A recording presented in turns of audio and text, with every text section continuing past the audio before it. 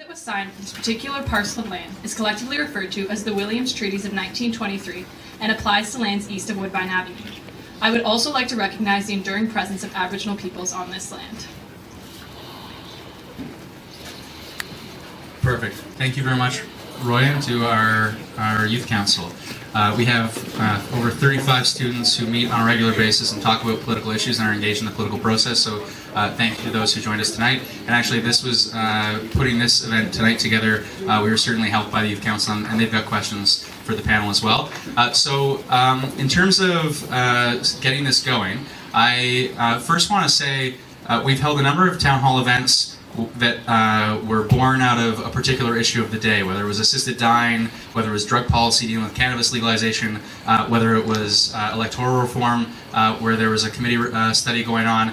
This issue came as a result of public feedback from constituents that there have been issues in the community, whether it's most recently we've had graffiti at the Lulu Lifeguard Station, we have had an enduring problem with a local newspaper that people are likely familiar with.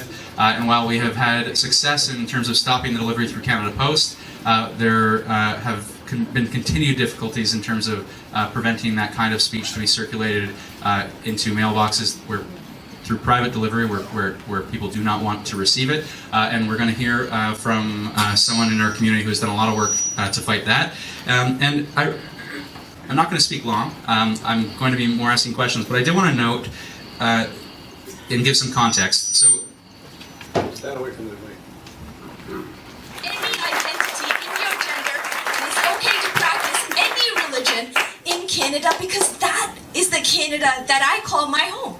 That is the Canada that we collectively built over the number of years, over 150 years, and then some, where our Indigenous communities came together to build this beautiful country that is our home.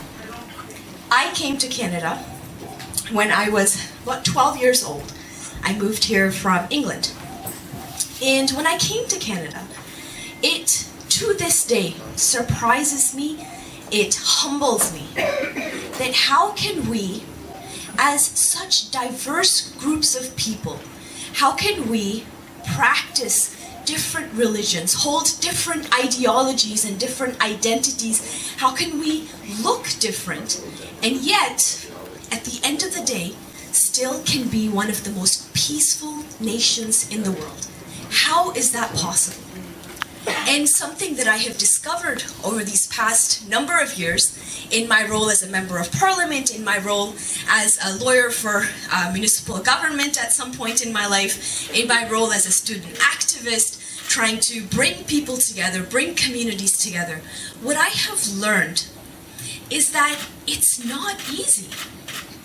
It's really not easy. What it requires to establish and to continue to build upon the beautiful harmony that is Canada is a strong partnership between our federal government, our municipal governments, our provincial governments, civil society, grassroots organizations, and individuals like yourselves here in this room.